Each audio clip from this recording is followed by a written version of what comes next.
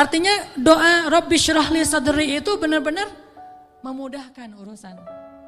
Termasuk kalau misalnya kita lagi ada masalah sama seseorang. Kita doa, ya Rabbi mudahkan urusan saya. Mudah enggak? Kalau kurang mudah berarti kita belum benar-benar jujur dalam kalimat kita kepada Allah. Jujur gimana? Kita yakin enggak sih Allah yang memudahkan urusan kita? Kalau kita yakin banget, Allah akan tunjukkan keajaiban yang luar biasa. Seperti cerita kemarin tuh. Dua orang yang saling berhutang kan? Yang satu memberi hutang dan bertanya, siapa saksinya? Kata yang berhutang, Allah saksinya, boleh enggak? Kata yang memberi hutang, oh boleh, Allah itu sebaik-baik saksi dan itu jujur, yakin gitu. Coba kalau kita lakukan itu sekarang, mungkin kita akan dikhianatin, akan dirugiin sama banyak orang. Kenapa? Karena enggak yakin banget kepada Allah SWT. Masih ada sedikit, setitik ragu. Ntar kalau dia bohong gimana? Bukankah ada Allah? Ntar kalau dia lupa gimana? Bukankah ada Allah? Ntar kalau dia berubah pikiran gimana? Bukankah ada Allah? Ntar kalau dia hilang tiba-tiba nggak membayar hutang gimana? Bukankah ada Allah? Bukankah ada Allah? Ini jarang kita ucapkan. Kita masih ragu walaupun kita mengatakan hasbiyallah, hasbunallah. Makanya jarang ngelihat keajaiban. Padahal kalimat itu kalimat-kalimat yang mukjizat, powerful. Sebagian mungkin pernah dengar cerita Imam Hasan Al-Basri. Tahu Imam Hasan Al-Basri? Salah satu ulama generasi tabi'in, generasi kedua. Ceritanya Imam Hasan Al-Basri ini pernah bikin seorang gubernur Baghdad namanya Hajjaj. Ini Hajjaj ini gubernur yang sangat jahat, sering membunuh orang soleh, termasuk sahabat Nabi pernah dibunuh sama dia. Imam Hasan Al-Basri pernah bikin gubernur Hajjaj itu tersinggung. Kapan? Ketika Imam Hasan Al-Basri diundang ke rumah gubernur Hajjaj bersama beberapa ulama yang lain, beberapa tokoh masyarakat diundang ke rumah barunya, istana gitu. Jadi Raja Hajjaj ini suka bikin istana terus pamer. Ngundang nih. Diundang orang-orang penting, minta semacam testimoni gitu, minta komentar. Jadi kalau bahasa kita mah nge-posting di sosial media terus nunggu gimana menurut kalian. Jadi yang komennya tuh macam-macam ditungguin sama dia. Nanya ke setiap orang yang tamu yang diundang, gimana menurut kamu istana saya? Rata-rata mengatakan ini bagus, istana pertama yang saya lihat yang paling indah segala macam. Bahasa-bahasa memuji lah. Dan gak jujur. Begitu giliran Hasan Al-Basri, ya Syekh Hasan, gimana menurut Syekh tentang istana saya? Syekh Hasan mengatakan, saya sama sekali tidak tertarik dengan semua ini. Sesungguhnya apa yang ada di sisi Allah lebih baik daripada apa yang ada di sisi Anda.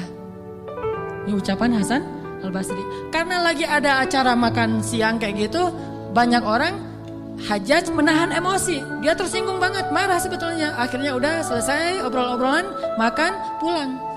Saat pulang, Raja Hajjaj mengutus 2 orang prajurit untuk menangkap Hasan Al-Basri di tengah jalan. Suruh bawa balik lagi ke istana. Mau dia apa? Mau dipancung. Karena dia suka mancung orang soleh. Tangkap tuh Hasan Al-Basri. Di tengah jalan didatangi pengawal raja. Kemudian dibawa lagi ke istana mau dipancung. Begitu Hasan Al-Basri berhadapan dengan Hajjaj, Hasan Al-Basri kemudian berdoa di dalam hatinya. Yang tadinya Hajjaj marah besar, pengen bunuh Hasan Al-Basri, pengen memancung Hasan Al-Basri, tiba-tiba pas ngelihat wajah Hasan Al-Basri, Hajjaj ini berubah seperti orang yang kena hipnotis. Tiba-tiba dia tersenyum, tiba-tiba dia jadi orang yang humble, hangat banget, langsung memeluk Hasan Al-Basri. Selamat datang wahai Syekh, selamat datang, duduk. Syekh, beri saya nasihat, terus dikasih makanan, minuman. Setelah itu dipersilakan pulang, dikasih kendaraan yang terbaik.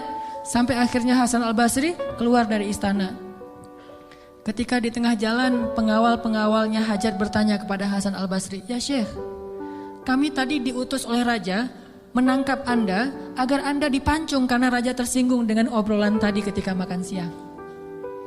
Dan Raja dalam keadaan marah besar. Tapi begitu bertemu dengan Anda tiba-tiba dia berubah, jadi baik, jadi kasih sayang, jadi luluh, emosinya jadi reda.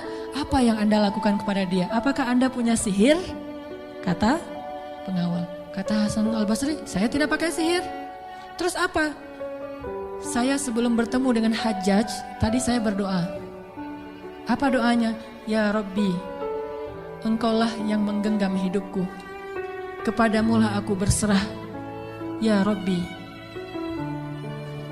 padamkanlah amarah di hati Hajjaj sehingga aku selamat sebagaimana engkau mendinginkan api kepada Ibrahim sehingga dia selamat.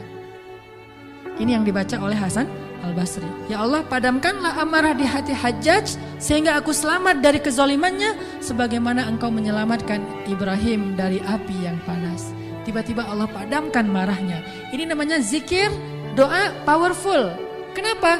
Karena hati Hasan Al-Basri itu benar-benar bergantung kepada Allah itu 100%, gak ragu sama sekali. Gimana pun pengawalnya banyak, tidak membuat dia ragu kepada Allah. Allah lebih besar. Gimana pun kuatnya Hajjaj, tidak ragu kepada Allah. Allah maha kuat. Sehingga kalimat yang sesuai dengan hati, Allah tunjukkanlah keajaiban kepada Hasan Al-Basri. Langsung luluh, langsung berubah dari marah menjadi sayang kepada Hasan Al-Basri. Kenapa kita jarang melihat keajaiban? Karena ucapan kita itu belum selaras dengan hati kita. Gak yakin-yakin amat sama Allah. Sering bilang la haula wala quwata illa billah, tapi kita masih yakin ada kekuatan lain yang mempengaruhi hidup kita. Padahal kata Nabi kepada Ibnu Abbas, kalau semua orang berkumpul dan ingin menolong kamu, mereka tidak dapat menolong kamu kecuali dengan seizin Allah. Kalau mereka semua berkumpul ingin mencelakai kamu, mereka tidak bisa mencelakai kamu kecuali dengan ketetapan Allah. Allah, Allah, Allah, di tangannya lah segala kebaikan, di tangannya lah segala kerajaan.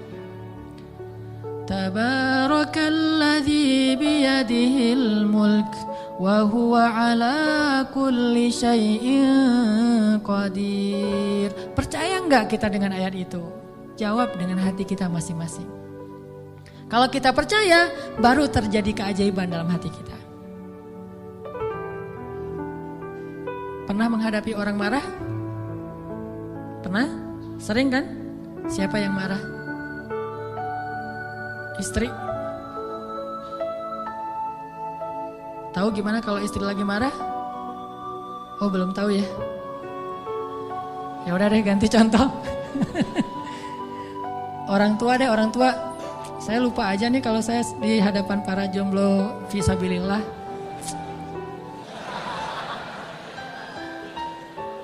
Kenapa bisa gitu? Karena ketika kita mau meredakan marah seseorang itu kita menggunakan materi. Berapa sering kita bisa memberikan materi, memberikan brosur, memberikan kafe, memberikan nonton, memberikan hiburan, entertain segala macam. Berapa sering?